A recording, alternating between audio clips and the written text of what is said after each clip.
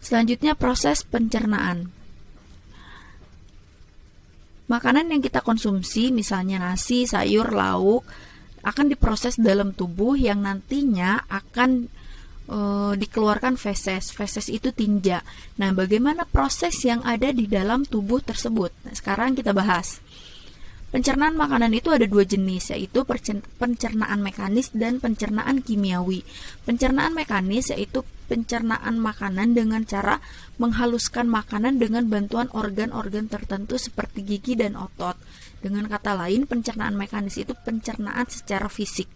Sedangkan pencernaan kimiawi adalah pencernaan dengan cara memecahkan zat makanan dengan bantuan enzim.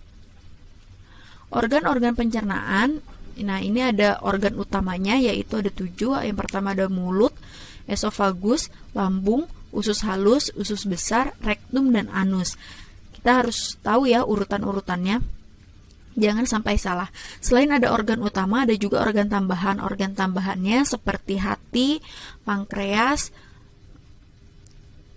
dan yang lainnya. Organ yang pertama yaitu mulut. Makanan masuk melalui mulut. Nah, di mulut makanan akan dicerna. Di dalam mulut ada beberapa organ yang berperan. Yang pertama, gigi. Gigi berfungsi untuk menghancurkan makanan. Kemudian ada lidah. Lidah berfungsi untuk membolak-balikan makanan dan membantu makanan, mendorong makanan supaya makanan tertelan. Kemudian ada air ludah.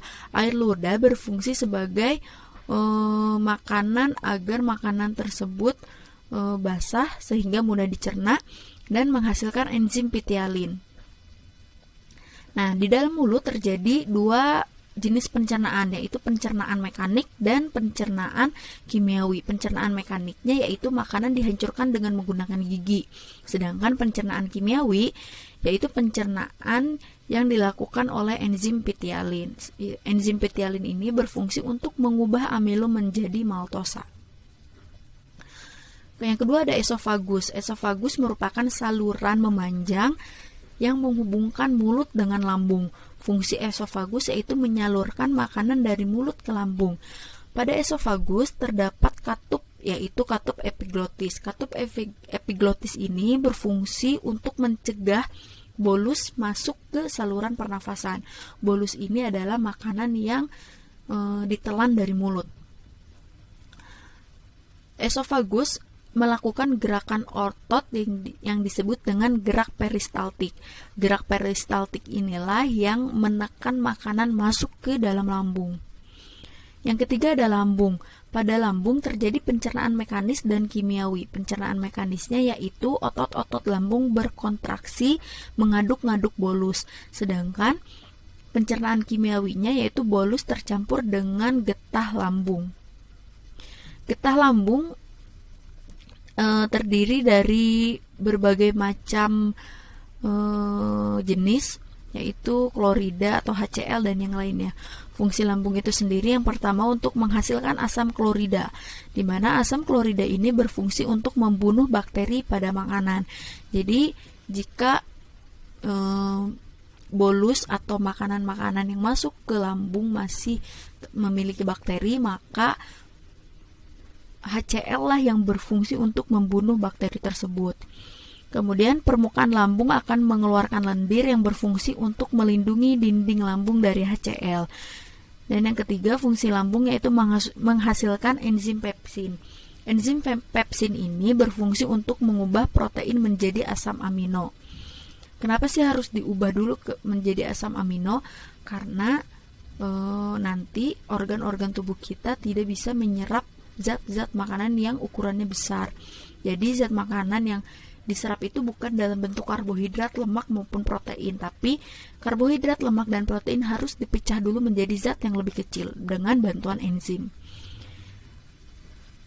Kemudian fungsi lambung yang keempat yaitu menghasilkan enzim renin. Enzim renin berfungsi untuk mencerna susu dan kasein.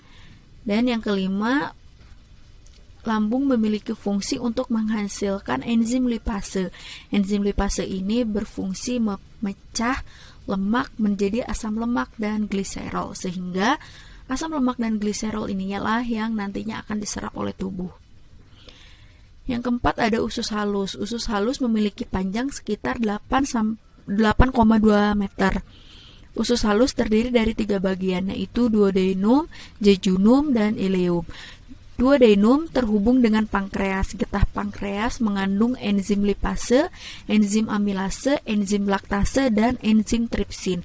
Enzim-enzim ini berfungsi untuk proses pencernaan kimiawi. Selanjutnya ada jejunum. Jejunum ini merupakan pencernaan terakhir, dan ileum. Pada ileum terjadi proses penyerapan zat-zat makanan. Yang kelima ada usus besar atau kolon. Usus besar memiliki panjang 1 meter, terdiri dari 3 bagian, yaitu kolon naik. Bisa diperhatikan di gambar ya, ini kolon naik, kolon datar, dan kolon turun.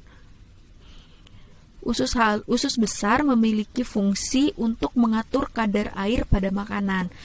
Di usus besar terdapat banyak bakteri Escherichia coli, di mana bakteri ini sangat baik untuk membantu pembusukan makanan.